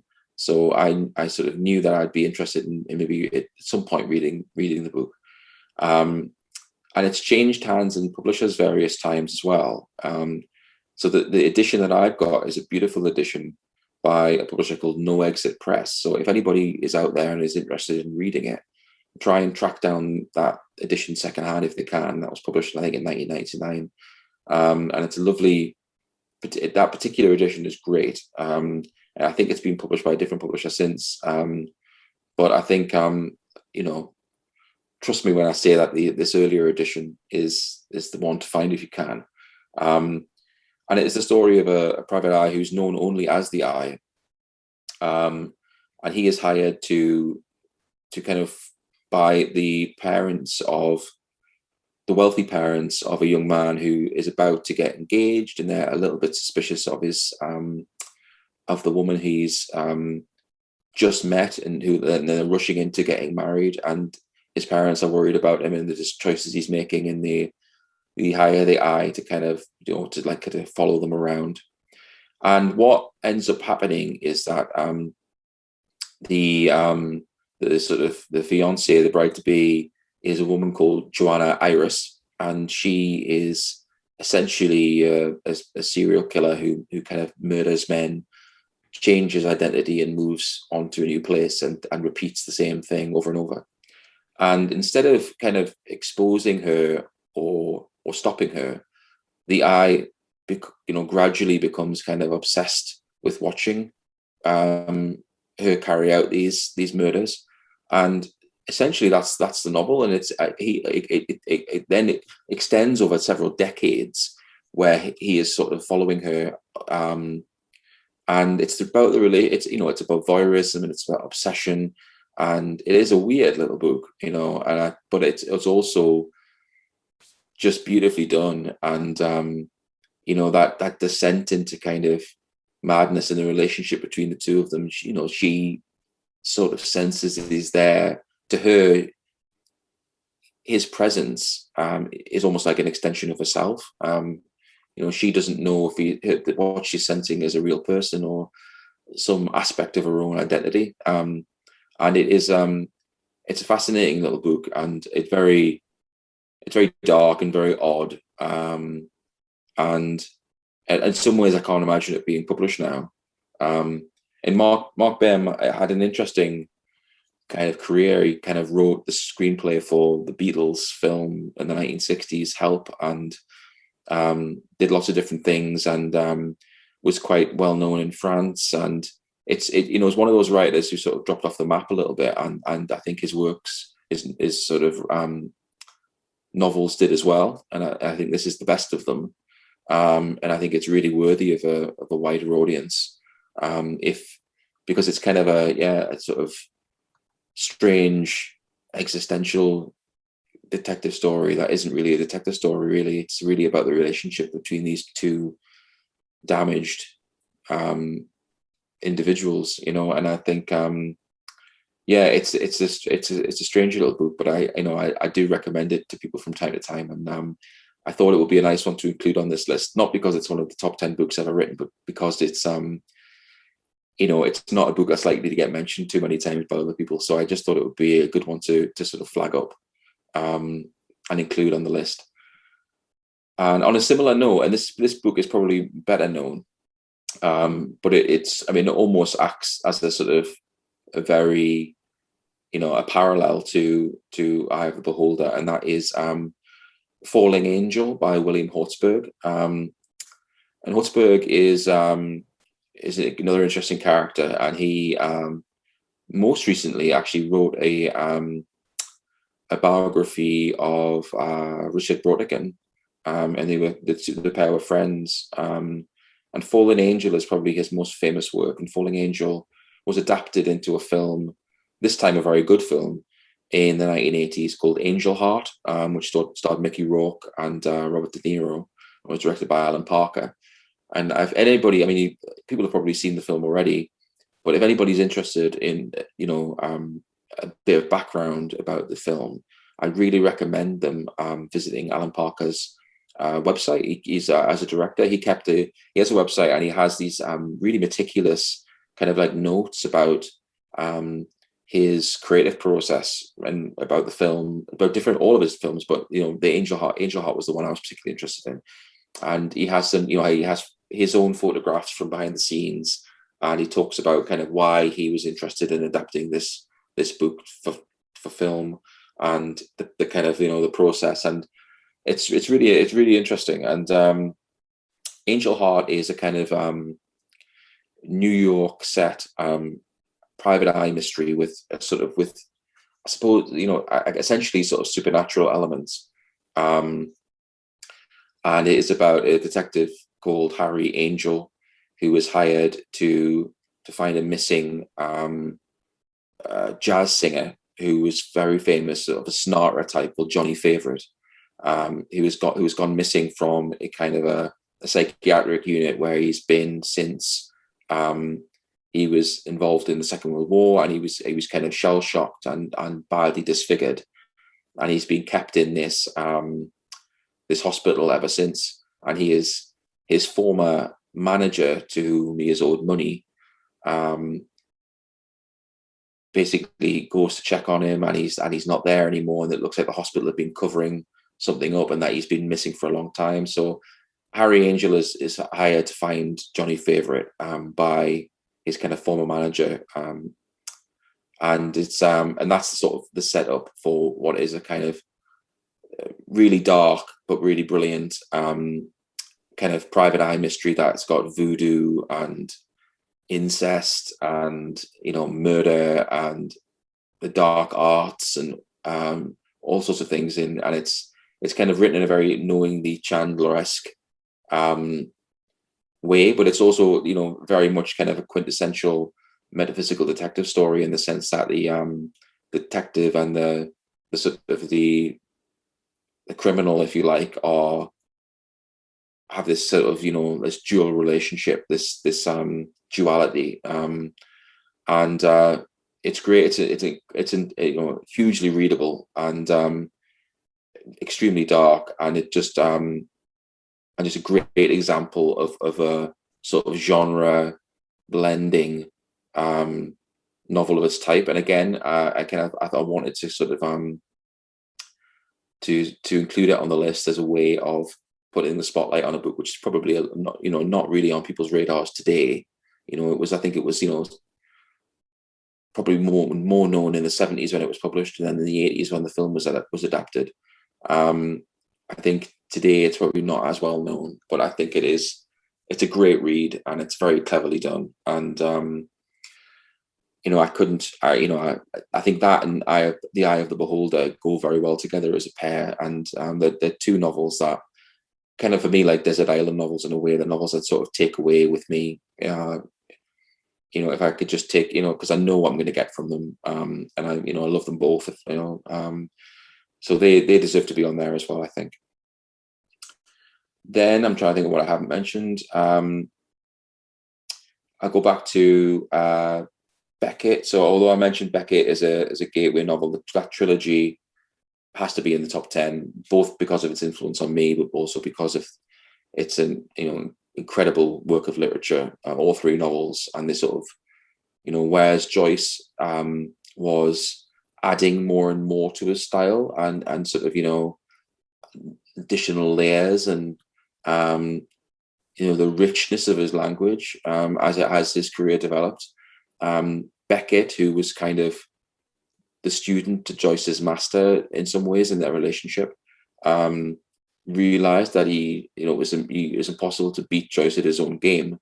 So in order to discover his own voice rather than adding, he took away. So Beckett developed this minimalistic style, which eventually paired itself and stripped itself back down to only like a disembodied mouth speaking words on a stage. But at this point, when he was writing the novels, that was on the way that was part way through onto that process, and they were really interesting. You can kind of chart the changes in Beckett and the development through those three novels, which were written after the Second World War, in a period where he was kind of locked away writing intensely, which he referred to as the siege in the room. And Malone dies, and the Unnamable are all concerned with questions of identity and authorship and interpretation, and language, and that kind of something we've talked about before in terms of the unknowable mysteries and insoluble mysteries, and kind of the unreachable core of the onion. I think was a analogy that Beckett used. You kind of continue to peel back the layers into infinity. And I think the way that the structure of the novel continues to sort of peel away layers, sort of ontological levels, and is incredible. And I've taken so much from, I think in many ways, Auster's The New York trilogy is kind of almost his version of Beckett's trilogy. And I think Beckett's trilogy has had so much of an influence on everything that came after it in terms of experimental postmodernist writing. And I think Beckett was obviously an interesting figure who was sort of on the cusp of both modernism, emerged from modernism into postmodernism. And modernism and postmodernism are kind of two periods that I've kind of studied the most. And I think all of the writers who came after Beckett, in terms of in the 1960s and 70s, who were really experimental, I think that you kind of can't get away from the influence of that trilogy that Beckett wrote in sort of the very end of the 1940s, beginning of 1950, and it's so ahead of its time. And it's still today it still seems experimental, and I think it's in fact I think we've regressed today really in terms of where experimental writing is now. And Beckett's trilogy is just it's challenging and it's dense and it is difficult, but it's one of those, it's some things are just worth it. They are just worth spending time reading and immersing yourself in and allowing yourself to be challenged. That's what we need, those difficult texts, and I think just as we need books that are kind of therapy and therapeutic and that relax us and get us into a certain other kind of state of mind, we also need the books that really push us and push our boundaries. So yeah, Beckett is high on that list, and any top 10 list of mine would have to include Beckett. So I think we've got two more left to go, and I don't think I've heard this one on any other of the episodes that I've listened to of the show. So I'm hoping this will be a new one for readers. But the novel is Lanark, by Alistair Gray, who's a Scottish writer from Glasgow. And I read Lanark when I was an undergraduate student. And yeah, it's incredible. It's I mean, it's been sort of described as sort of Scotland's Ulysses, one of the greatest Scottish novels. And it's kind of boundary breaking, and it's experimental, and it is unusual, and it's very much immersed in its sense of place in terms of Glasgow. But it's also, on the surface, certainly ostensibly sort of fantastical, and includes fantastical elements. It was actually from Lanark that was my first, because of the inclusion of footnotes, the footnotes in Ezra Mass. People often ask me where that idea came from, and partly it was from Lanark, because Alistair Gray uses footnotes to kind of brilliant and quite hilarious effect in Lanark towards the end of the novel, and you get these incredible digressions and the commentary on the sort of main event in the central narrative, and that interplay and that playfulness. That was probably one of the first times I'd come across that, is, and being done in literature, and I thought that was fantastic. It's a difficult book, and it's not. I remember feeling quite worn out by it by the end of the first reading, I think, particularly the ending, without giving anything away. And I think it can be grueling at times, but I think it's such an important work, and it's such a brilliant work. And I remember vividly the feeling of reading the opening to the book, when the character, who's sort of amnesiac and takes the name of Lanark from the place, he has stones in his pocket and doesn't understand why, and he meets this kind of eccentric cast of characters in a cafe, and what is this sort of almost dystopian, almost fantasy version of Glasgow, where people suffer from these strange conditions, which are sort of symbolic of their kind of of mental issues and other things, and then the character has this whole of their life back in the actual Glasgow, that were kind of retold the novels. There's sort of 4 novels in one, but ordered in an eccentric way. And it's just a really a beautiful book. And Alistair Gray was obviously an artist as well, and he has these beautiful illustrations on the different editions. And Gray was kind of a very colourful character who was very well known around Glasgow, and the idea of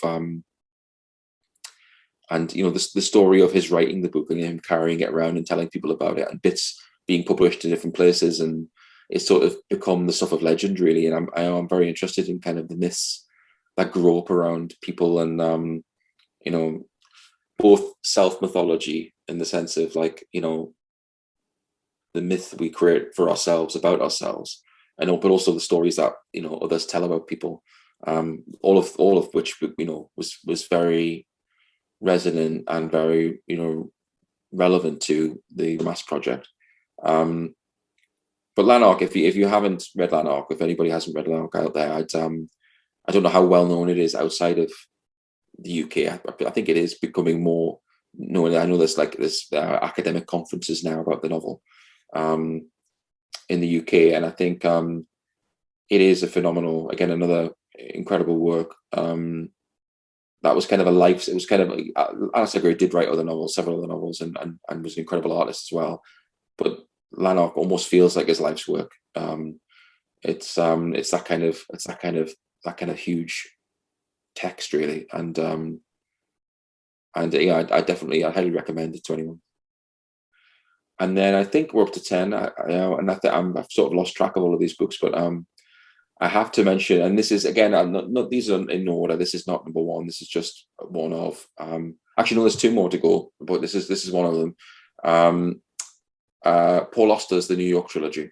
Now choosing a particular Paul Auster book for the list was hard, but I think The New York Trilogy is probably my favorite, and the one that I return to most often. And not necessarily I think it's very debatable what his best work is, and when I talk to other admirers and readers of his work, everybody, I think, has a different answer. I know David Keenan had Leviathan on his list of top 10 books, and I know that author I was speaking to not so long ago said that absolutely Auster's best book is The Music of Chance, and then another I spoke to said it was The Invention of Solitude. So I think, you know, it's one of those things. I think it's you know, they're all great books, and it's very much subjective. But the New York trilogy for me, I think, because of my love of detective fiction, particularly metaphysical detective fiction, and books that take genre, subvert it, and kind of expose the the mechanisms and mechanics of storytelling, but then take that in new and interesting directions, and kind of the way it sort of engages with you know, literary theory and philosophy and language. Yeah, I mean, it was one of those things. It was interesting because I think when I was doing an MA in creative writing, I'd written a short story, like a detective story that was kind of different and essentially a metaphysical detective story before I knew what the term was.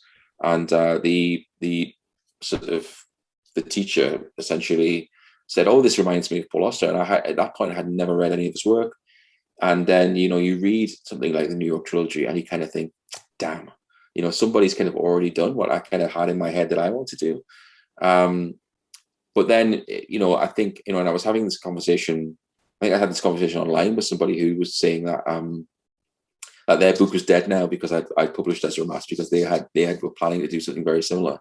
And I think my point to them was, it's not, you know, there will always be books that have already been written that have covered similar ground, and there will be books that are written in the future which explore similar ideas. But, you know, only you can write your book, and it will always be unique because it's yours.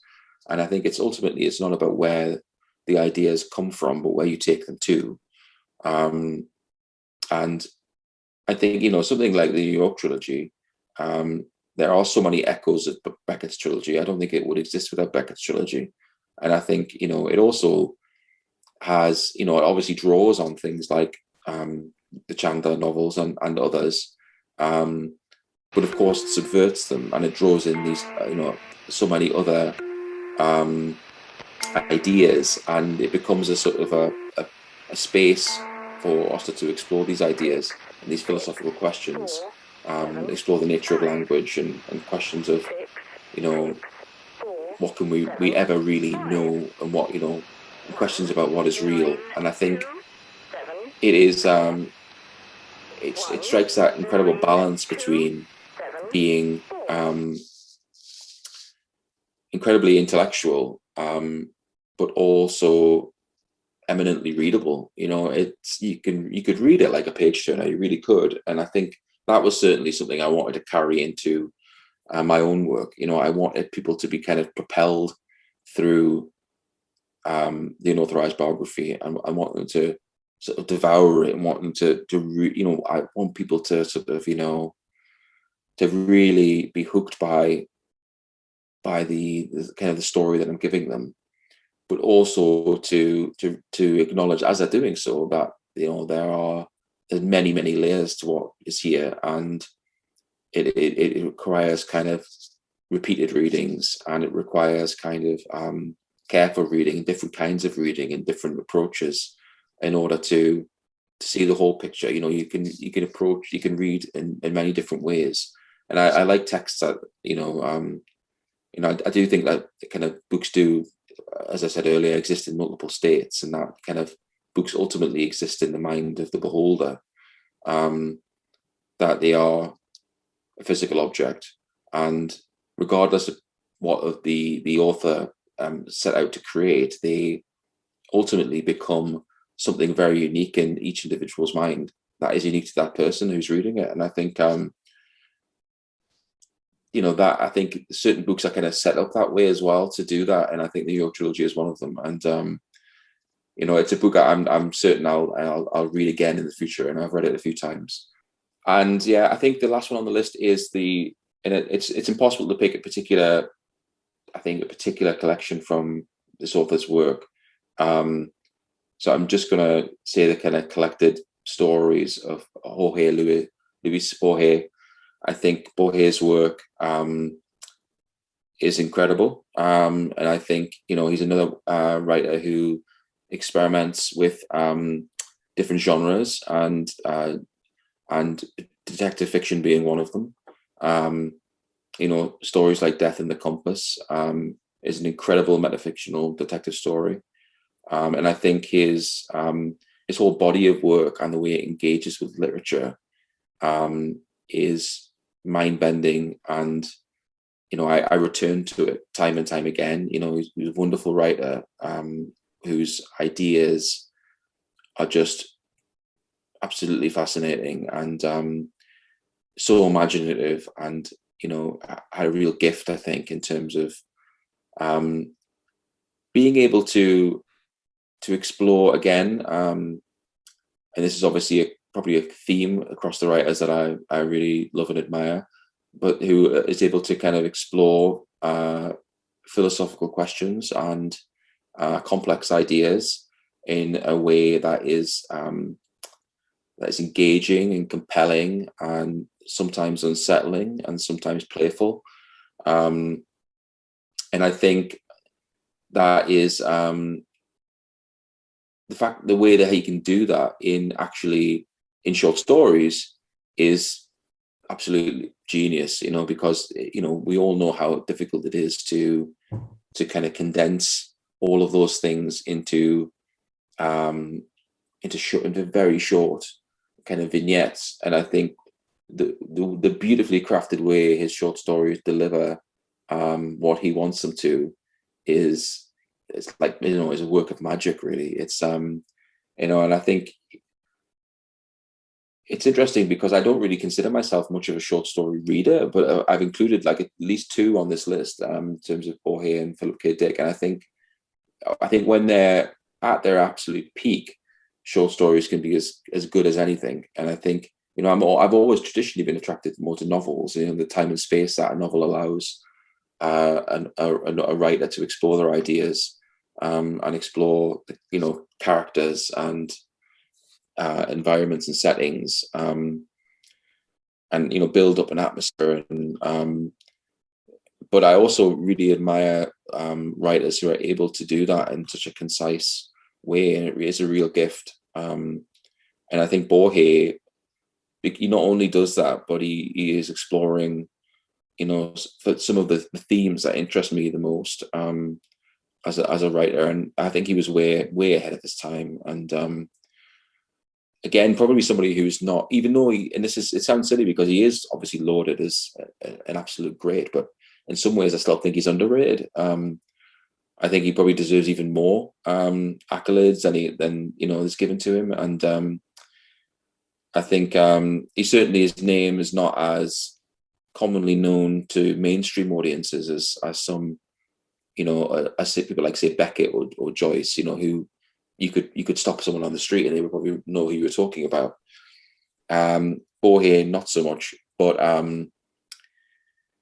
his work, I think, is right up there, and that's on a par. And I think I love the way that it engages with other texts throughout history. I think that's something that I really want to do in the Unauthorised biography, which obviously references probably hundreds of other books and the relationships between them.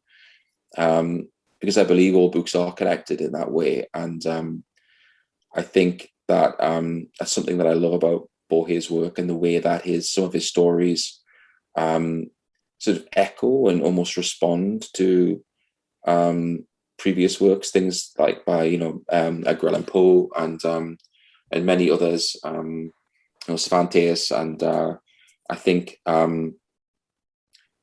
he's just a genius. And I had to, when I was thinking about the people who needed to be on this list, I was thinking more about the people than the books in some ways, and he was one who was just, I had to kind of recommend his collected works. There are obviously different collections out there with different sort of selections of stories, and I obviously there's certain particular stories that are among my favorites. The Garden of Forking Paths and Death in the Compass, which I've mentioned. Just a brilliant writer, and somebody whose work that I return to time and again, and I think that is the mark of real genius. So I could have mentioned, I've mentioned almost everybody. There's one more to go, and I've just realised that it's a very big one as well.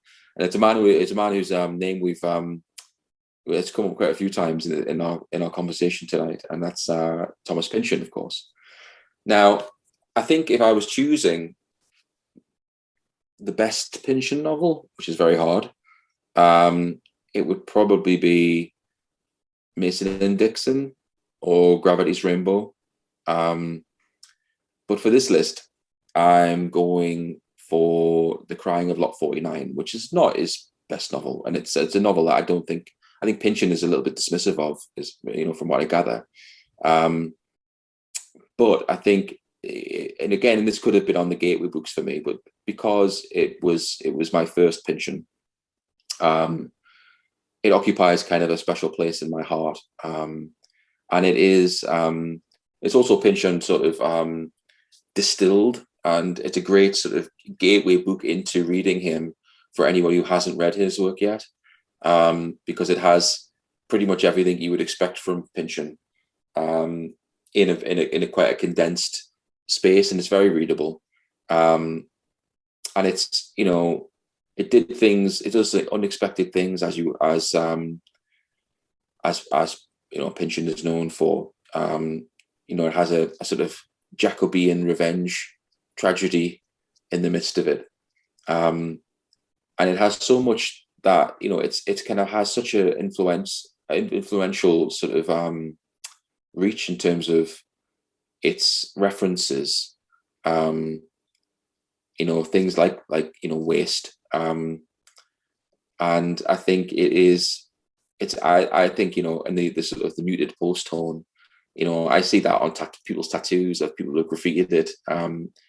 People are reading Pynchon in public day, and I think it's a brilliant book, and as are all of his works, and I think it's a great introduction to his body of work, which is obviously phenomenal, and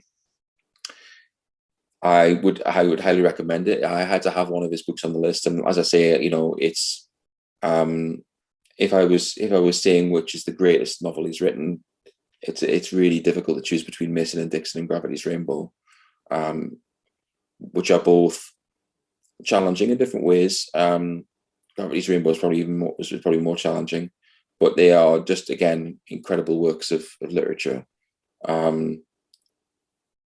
that it excites me to see new people discovering his work all the time, and I hope there's more to come from the great man yet.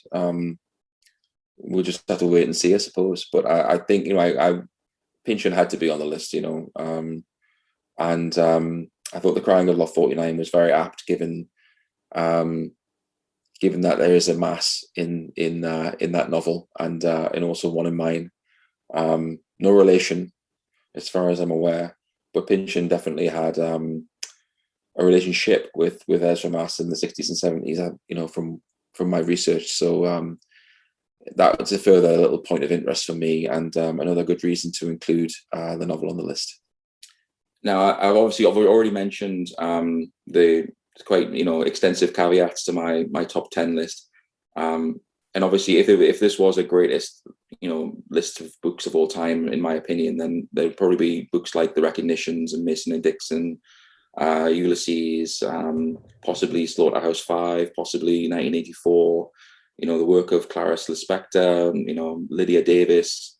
There if it feels like that I'm missing a lot of great novelists and great books from this list, but I've included a few books that are important gateway books for me and developmental books for me in terms of my reading and my kind of reading experience, and also a couple of left field choices, because I think some of the books that I would consider to be the greatest books of all time have been extensively discussed on the show before, and I think things like The Recognitions and Mason and Dixon, and I think it's important every now and then to get a book that's completely off the radar. So I wanted to include a couple of left field choices.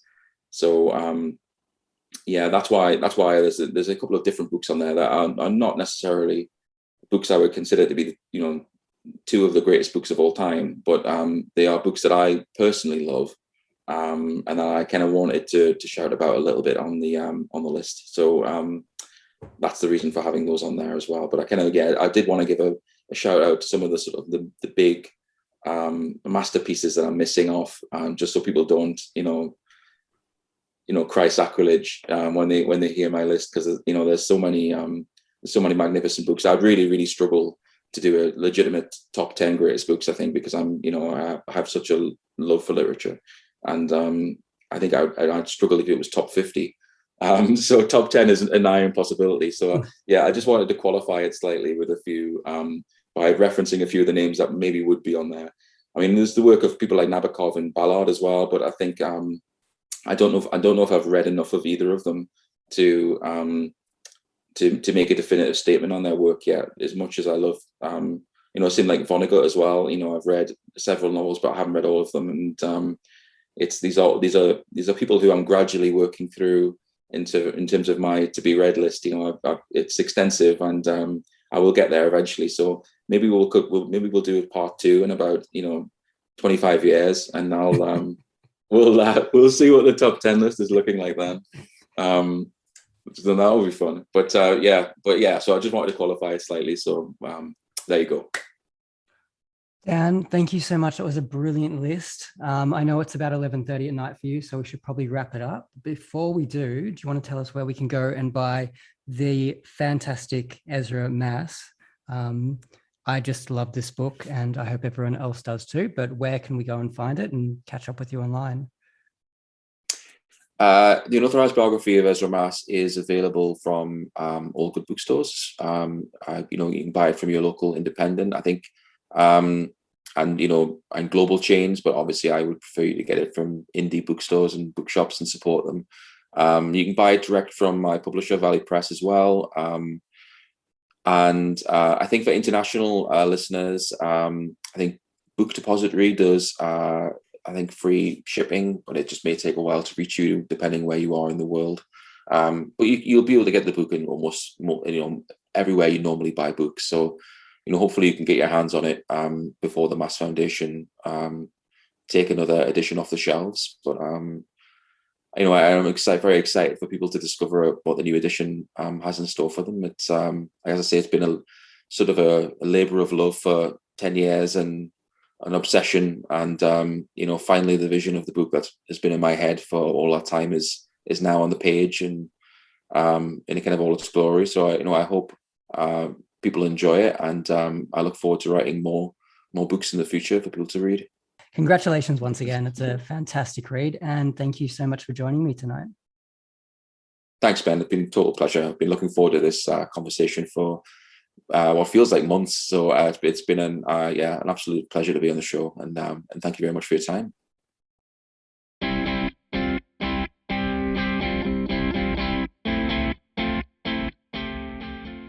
Thanks once again to Daniel James. His website is danieljameswriter.com. He also has a Substack coming out called The Literature of Psychosis. Check out the show notes for all the details. You can find us on Twitter and Instagram. Fucking hell.